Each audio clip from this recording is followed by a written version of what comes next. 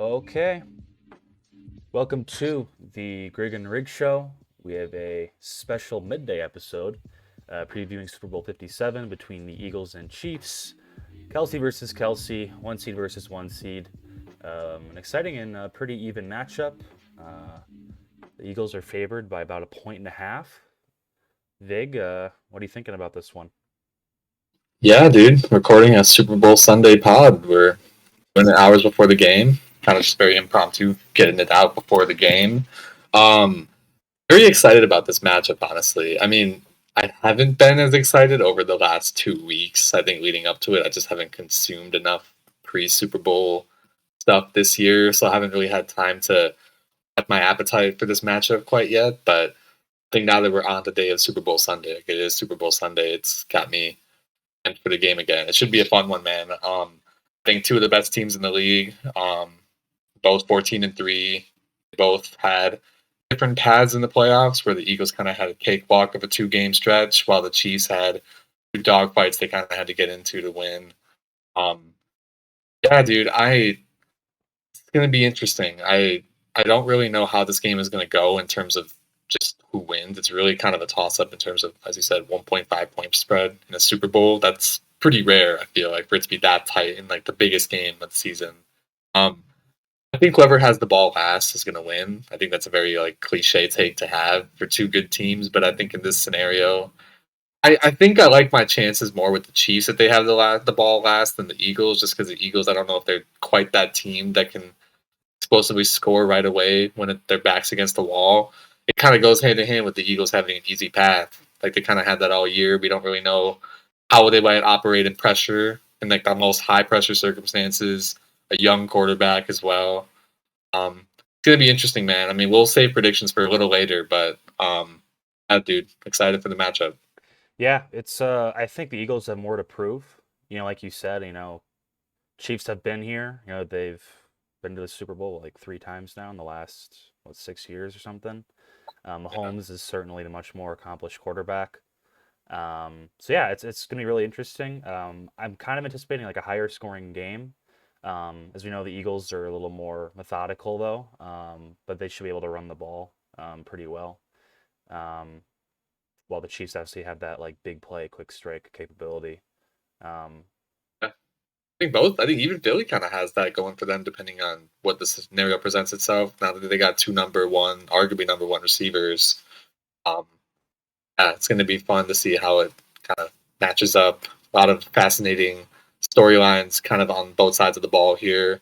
Very talented rosters, especially the Eagles. They've just stocked up. I mean, they had a great offseason getting some important guys in, including AJ Brown, James Bradbury, Hassan Reddick has been massive for them this year. He has like 17 sacks or something this yeah, year. yeah. It's pretty nuts. They just honestly filled their roster out quite well. I think I'm trying to think back to from their 2017 team, the one that won the Super Bowl 5 years ago. I think there's like 8 or 9 guys left who are holdovers from that roster.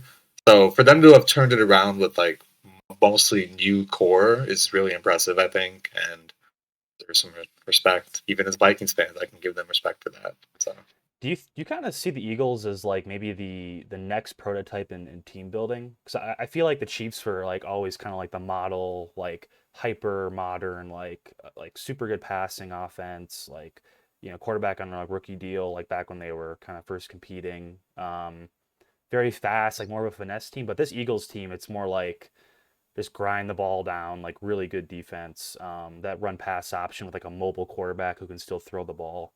I feel like they're almost kind of like what the Ravens wanted to be, but they've actually seen success. Um, yeah. I don't know. It kind of feels to me this could be if the Eagles do win, it could be kind of a shifting of kind of philosophy, football philosophy going forward in terms of team building. Yeah, I think that's a good point. For me, when I view the Eagles being an example for team building, I think I cite more for them, like in their favor of that argument that their interior, like their lines, like their trench play, is like the gold standard for what teams should try to do when they try to build their rosters. The Eagles have probably the best offensive line in the league. Their defensive line's a bunch of maulers down there. They drafted Jordan Davis, this behemoth of a defensive tackle, as their first round pick this year. They're going to have another first this year coming up too. Like it's a high pick because of the Saints trade that they made. So I forgot they about might be that. able to load up. They might be able to load up even further. But yeah, just building kind of on the lines, like that's been really huge for them. Being able to have a capable pass rush. Out of I think the Eagles had around 90 or something sacks this year, maybe a little less, or 70. I think it might be 70. I don't remember which number it is, but I think about 80 to 90% of those were out of their just five base rushers because they run a 3-4, and like they didn't have their linebackers, like their middle linebackers, blitzing much at all. Apparently, like they were just able to generate consistent, solid pass rush even against the run, just playing that defense straight up and generate the amount of pressure that they did, which is incredible, honestly, just considering all circumstances around the biggest, one of the most important factors of being a successful team is getting to the quarterback. Yeah. For them to do it out of their base front, kind of like what we've talked about before with the Niners, being able to get pressure without having to bring a kind of creative blitz packages, anything of that sort, really speaks to their consistency and the model that they have built in terms of their current players and what they can do. It's certainly a hallmark of an elite defense. How do you kind of view that matchup going between like the Eagles D line and the Chiefs O line and Reed versus I forget the Eagles defensive coordinator, but kind of like Chiefs offense versus Eagles defense. Like, how do you see that playing out? Yeah, dude, I think it's going to be fascinating because when we want to talk about the Chiefs here, I mean, 2 years ago when they were in that Super Bowl against the Bucks, their offensive line got destroyed in that game. Mahomes was like a war veteran by the end of that game, just what all the pressure he took. I don't blame him for having a poor statistical performance. He had no time whatsoever. He had to create everything in that game. And now, 2 years later, they have juiced up that offensive line. Drafted the first round center a year ago. Humphrey, I think's his name. He's been really good for them this year and last year. I think he was an All Pro this year. Their interior guards, they're pretty good. I think Orlando Brown is their left tackle, who they gave a ton of money to from Baltimore a year or two ago. He might be viewed as their kind of weak link. Like he actually hasn't had that good of a year this year, from what I've seen online. But still have capable guys who can guard or block a lot better. You would hope than what Mahomes had last year or 2 years ago. Sorry, and combining that with just some of the matchups the Eagles might present, with just their run packages. Like I don't think Jordan Davis, their first round pick this year, plays a lot of snaps, but he's there on a lot of first and second downs when there's run downs, and it'll be interesting to see what the Chiefs do on offense with their run game.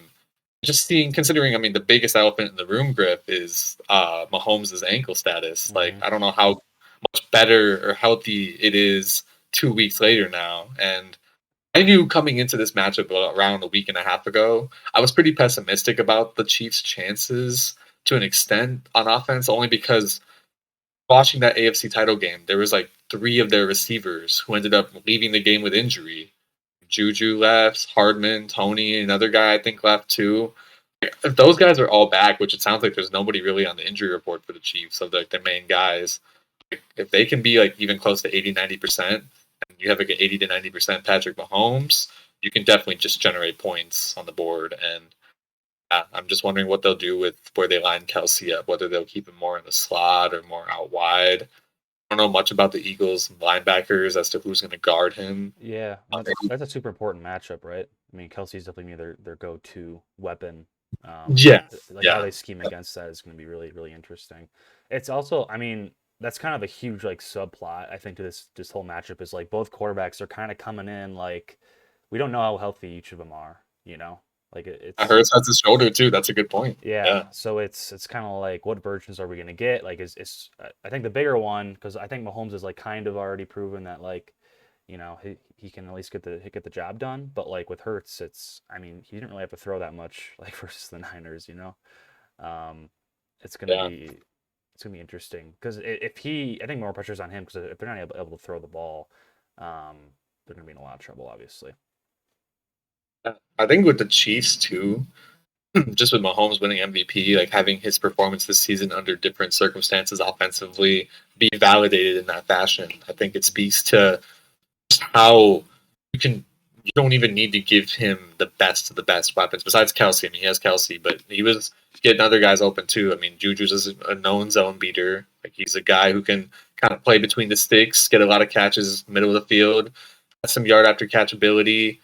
They basically got Kadarius Toney from the Giants for free, it seems, and or just kind of I would assume down the road if they keep him around the next 2-3 years, try to use him in that Tyreek Hill capacity potentially, because that's probably his closest player comparison, all things considered, with just how Tony plays and how he operates.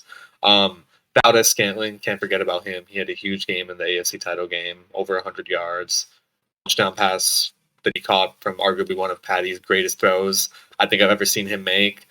It was like I was having a reaction to that when that play happened. I was just like, oh my God, that was insane. Well, that was kind of the moment where you're like, okay, I think Mahomes is like back, or at least he's playing at a level now where like Yeah, exactly. He can like play through that. I think just with those amount of weapons that they have, if they're healthy, all things considered, I mean, I feel a lot better about the Chiefs' chances now. Hearing about that later this past week than I did maybe a week and a half or two ago. So Yeah. I wonder how Pacheco's going to get involved, whether they'll give him a bunch of carries or how they'll kind of shift through. Possibly they have CEH back. He kind of off the face of the planet, but What about Ronald McKinnon, Jones man? too. Ex Viking McKinnon. You're like one of your. He was top 5 favorite Viking, right? He's up there. Yeah. You remember? Our listeners better fucking remember. But yeah, dude. I forgot about Jed. Honestly, yeah, I think he'll be important in the screen game. See how much they run screen against the Eagles.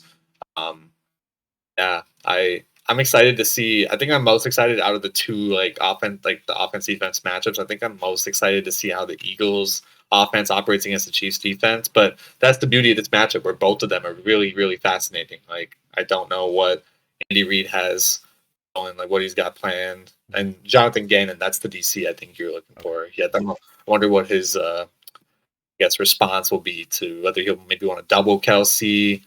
I don't know whether he'll want to get one of the other receivers that they have and try to funnel those looks towards more of their less capable receivers. We'll see what happens, man. It's going to be pretty fascinating. So if you flip it over, then Yep. Eagles O, Chiefs D.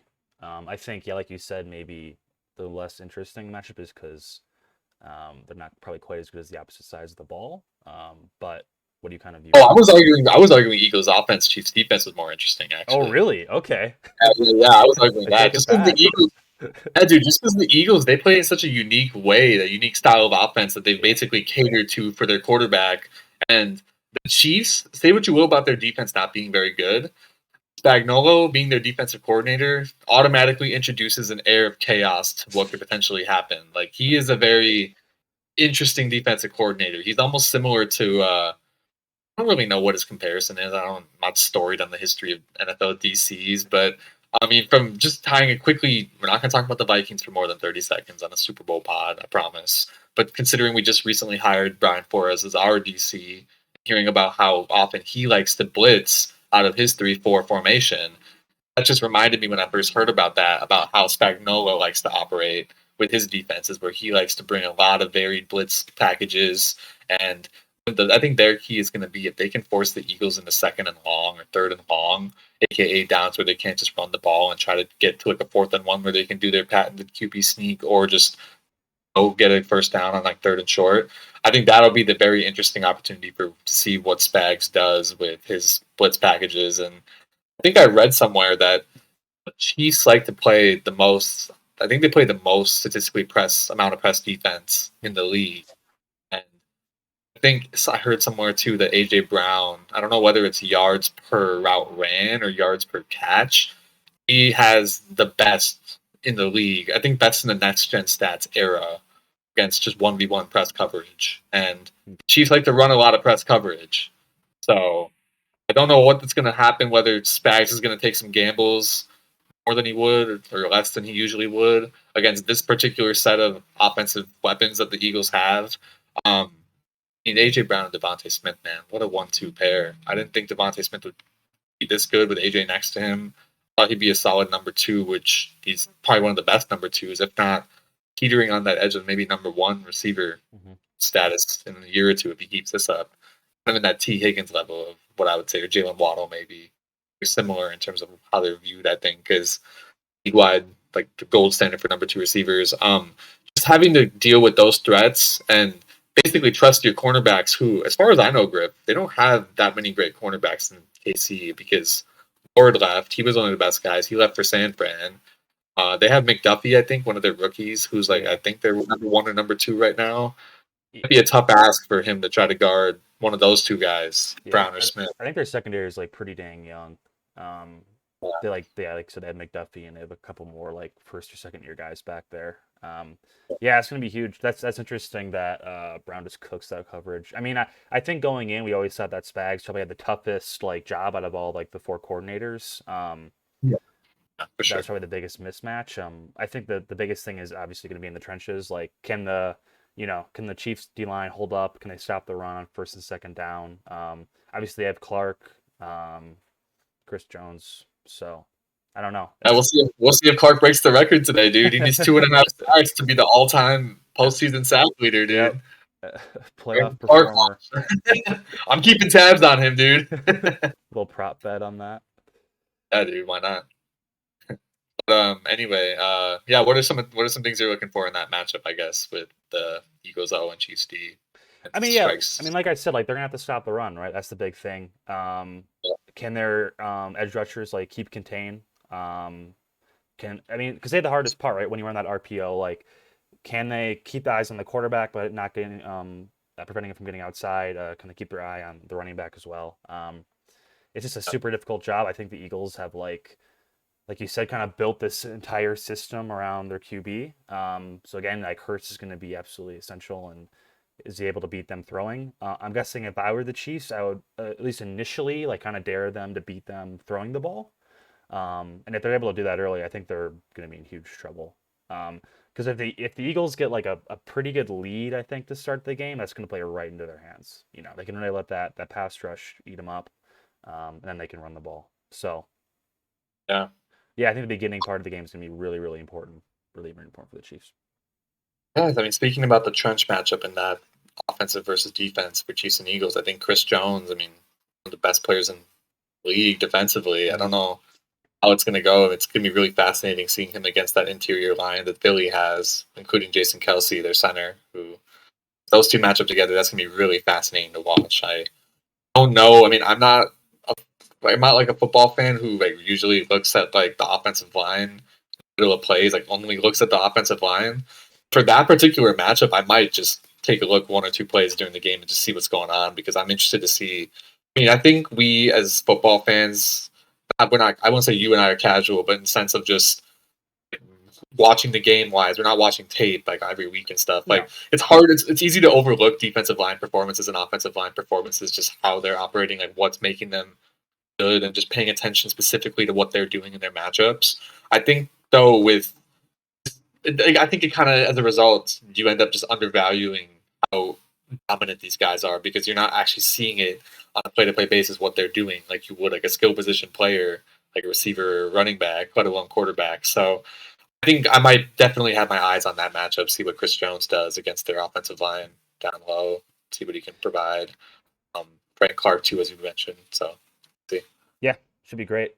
I mean, like I think as most fans, like it's just your eye kind of like you know, uh, like Following the ball. it follows the ball, but it follows like skill position players as well. Like you're not like looking. It's harder to like piece out like unless like you really know what you're looking for as well. When you're looking down at the Exactly. If you don't trenches. have that like knowledge before of like what actually makes like a good player, like have an idea of what they're doing, whether the guards are pulling or whether there's just a screenplay going on, just the level of communication that needs to happen in order for an offensive line to effectively carry out their plan on a given play. It's hard to like appreciate that, you know. And Yeah. you and I, we played grade school football. It's a little different than what these guys are doing. We know maybe the rudimentary terms that go into some of these plays that happen, but other than that, I mean, then you and I, we can only just consume what we find and help give us context as to what's going on in these situations. Because I do think it's pretty interesting. Like from a tactical standpoint, like the sport of football, like half of the players on the field at a given time are linemen. It's really, really important. And as a result of just the era that we live in, where receivers and running backs and quarterbacks are glorified, the offensive players, fantasy football definitely contributes partially to that. I think just us not granting enough appreciation or just not knowing what enough about what's going on down there. It's something that I think for this matchup specifically will be something I want to see happens. Yeah, I mean, it is a little bit ironic because it's probably the most important part of any sort of game is who wins the trench battle. I mean, like probably what 75% of games are decided that way. So Yeah. Yeah, Absolutely. pretty insane. Shout out Frazier, by the way. Great eighth grade team. Lost in the championship game, but great Yeah, run. man. He's great too, dude. Guys are just perennial losers, I guess. Perennial losers, baby. We've learned from the Oh, Vikings, you know. definitely, definitely. Runs in the state's It bloodlines. does. The water, the aquifers. They run deep. They run deep. Too deep, man. Yeah. Anything else you want to discuss about the matchup? We can go predictions, or what do you think? I'm trying to think. There's like special teams, Yeah. I guess, if you care about that. I don't Oh, really.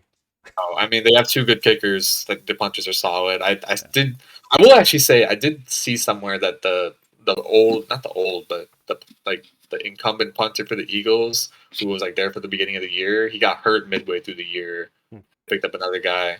I heard that he's back off the injury report, so he's healthy. So I don't know who's going to punt for Philly, but I don't know how many times there's going to be punts in this game if the matchup goes the way we think it might go. So Punting might not have, controversy. yeah, dude, it could be huge. I'm going to go on Eagles subreddit and see them complaining about it all day long, dude. It's going to be interesting.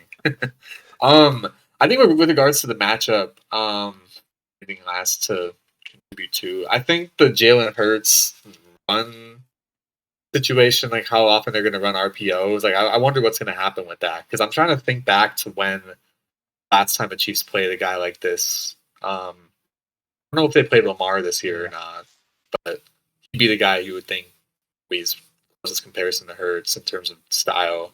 Um, I don't know how it's going to go. I mean, I don't know much about the Chiefs' interior linebackers. I think they have a guy named Nick Bolton who's been pretty good for them this year. Um, like a young guy too. I think he's going to have to be on his game on some of those RPOs. I mean, that's huge, huge, huge component of their offense. The Eagles having three guys they can just rotate in and out of running back. Obviously, Miles Sanders being their one, but still having capable spell options and Gainwell and Hmm. Scott. Like it's going to be interesting what they do with their, I guess, their rotation with that. I Yeah. mean, Both teams have like three sets of backs that they can kind of go to for different options. I mean, Chiefs run like what? Do both teams run like Wildcat? I know the Chiefs do sometimes with no, McKinnon. I don't think so. Maybe a play or two, but nothing where they're Yeah. consistently. It's kind of like a gimmick play thrown in there. It's just interesting.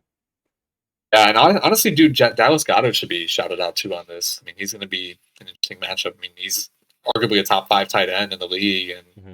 kind of obviously getting so much less fanfare because of the weapons around him, the fact that he's a tight end, and also because the other tight end you're facing is the best tight end in the league by far. So it'll be interesting to see how they work him in. I think he could easily have a game where he has like 70, 80 yards and just go completely under the radar, but he'll have possibly some really important catches to move the chains for them and them going. So yeah, other than that, I think that's about all I got for the matchups. I mean, really fun to see what they do, both teams, as we've talked about. So. Yeah, no, it should be a really, really good game. I think it's pretty even matchup as given by the the line being 1.5. Usually it's 3, so it's yeah, it should be really, really interesting and fun. And I'm probably cheering for the Chiefs because I just dislike the Eagles so much.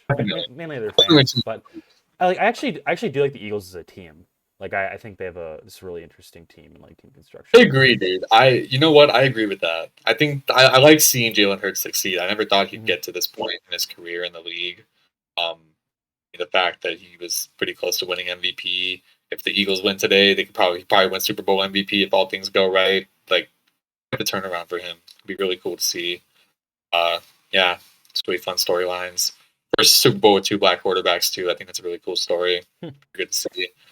Um, Also, I think something that's going a little understated, at least for me, I want to bring this up, is Super Bowl being in Phoenix.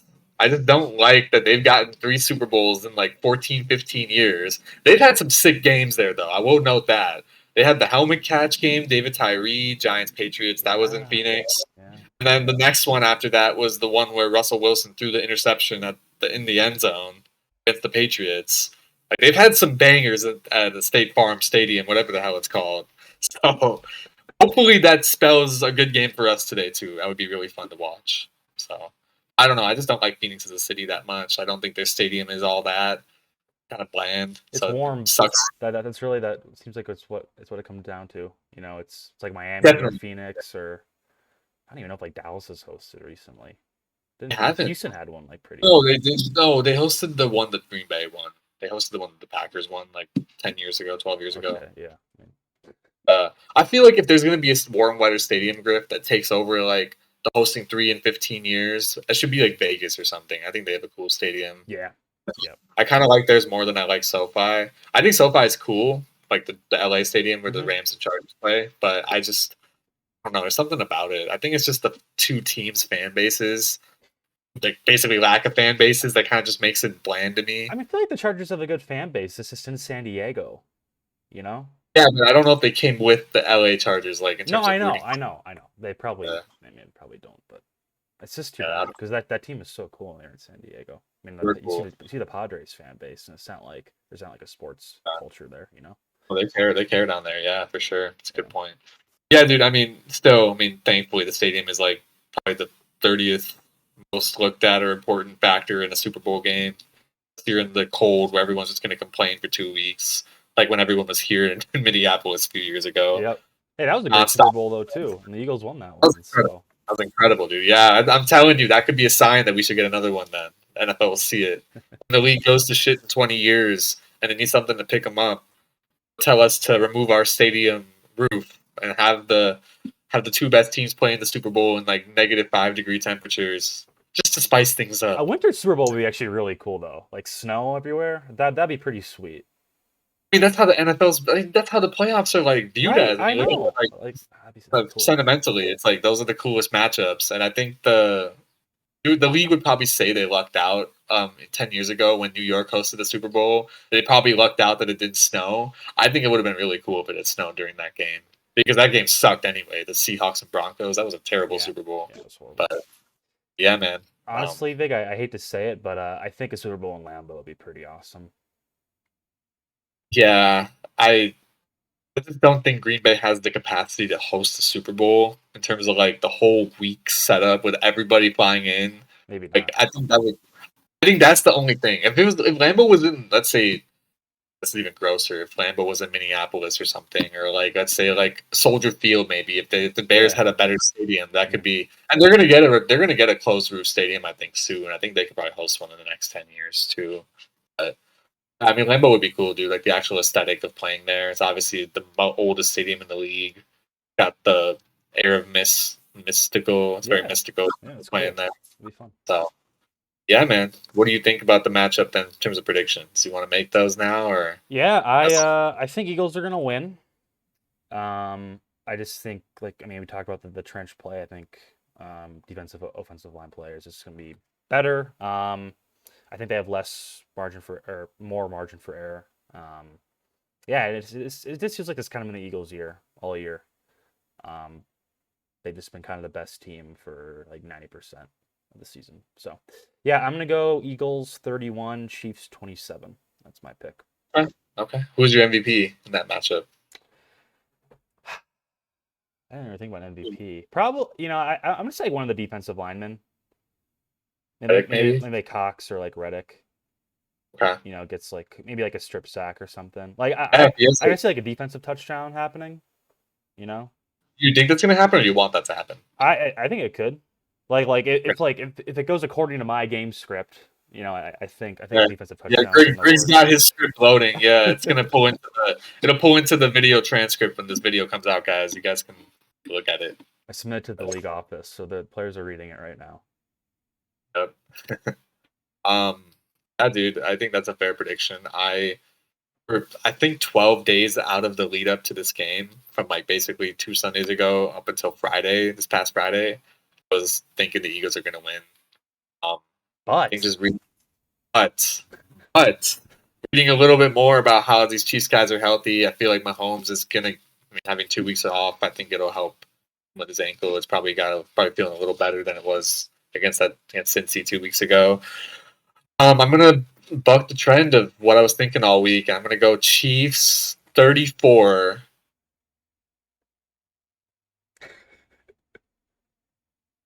Instant classic. I hope it's an instant classic. That's just me being biased.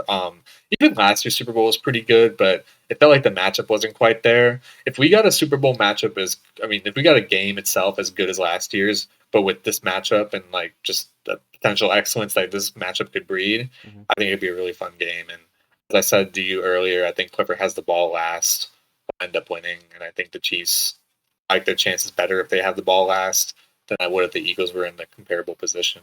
So I think with that, my MVP, if it's going to be 34-31, like I think it will, it's got to be probably Mahomes or Kelsey, I Addy. would think.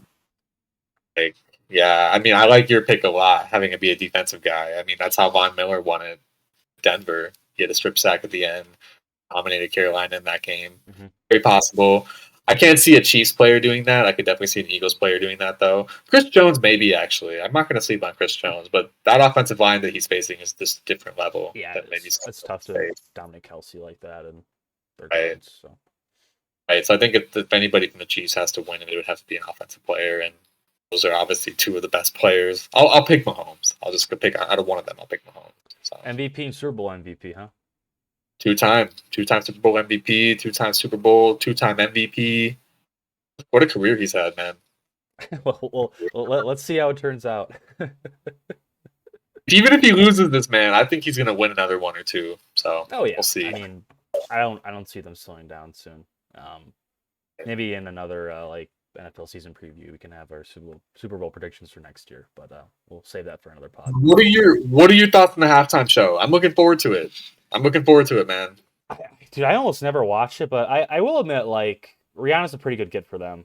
Like, I think she's interesting to like a large like swath of the demographic. Honestly, last year's was pretty awesome. That was like a top 5 show. So yeah, they can build on that. Be interesting. Yeah, it's just cool because Rihanna hasn't dropped new music in years, and has so many just absolute. Everybody knows them hits over the last 10, 15 years. So it'll be really cool to see her perform those. Definitely has that stage presence to, I think, carry and dominate a Super Bowl halftime show. Like, she is of that standard. So it'll be really fun. I've really been disappointed, Griff, with the lack of quality in Super Bowl commercials lately, like over the last few years. It's dropped I don't off.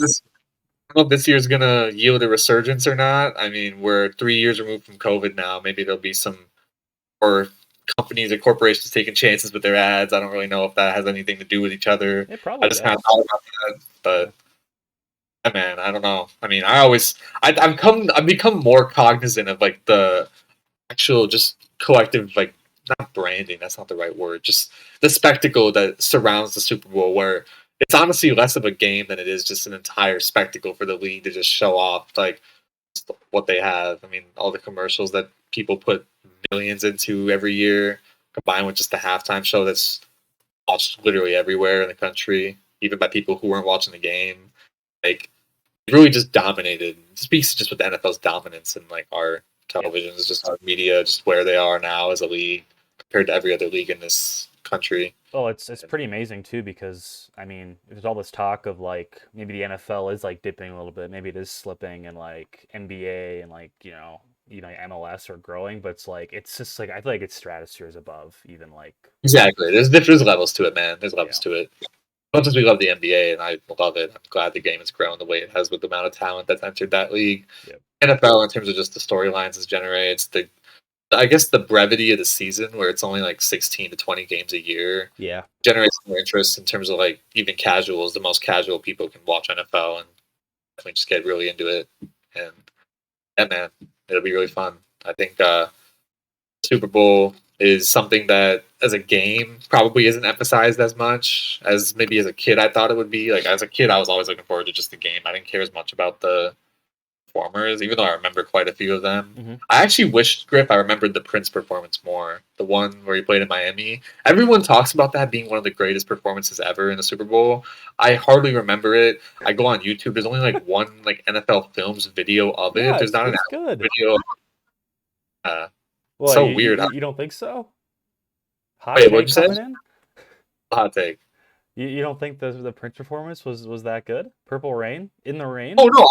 Oh no, I'm not saying that. Oh, I'd have to be evicted from the state of Minnesota if I said something like that. That's a hot take. That's fiery, dude. That's crazy. I would never say that. I would never talk down on my king Prince like that. But what I was gonna say is, it's just hard to like find a video on YouTube of that to like rewatch it and like reappreciate it. But anyway, yeah, it's tying it back into now, just with how much surrounds it, just everyone, the way the NFL's grown internationally too. It's kind of crazy to see that or hear about people waking up at 3 a.m. over in like Eastern Europe to watch this game or something of that sort. Just the amount of reach the NFL has gained now over the last 20 years. I don't know if it's there to a point where it's like an international sport completely because it's obviously not. Obviously, like our crown jewel sport here, No. but I mean, I think we'll know when it hits that levels and we actually have like international prospects like coming over, right? yeah, Like we or do in even yeah, basketball or even or even baseball. teams. Honestly, yeah, we'll see if Yeah, teams. I yeah, mean, there's talk about Jacksonville moving out there a while back to London, but I doubt that'll happen. But yeah, man, either way, should be a fun day. Looking forward to seeing what happens and to know in about 8 hours time from now who's the winner of the Super Bowl. Maybe text me about that, seeing what happens, talk about what's going on. But look forward to it, man. yeah. Glad we could talk about it before the game. Me too. Yeah, I'll get this one up as fast as I can, and yeah, it should be a great game. Looking forward to it. But yeah, that should wrap it up for this kind of Grigg and Rig show special. But Special, man. It's a Super Bowl Sunday special. gotta get some branding on this. Hey, you do, bro. You got to get some trademarks, some copyrights, do what you got to do. We got the sponsors coming in any day now, any day. But all right, man, take it easy. Grigg and Rig show. Be signing off.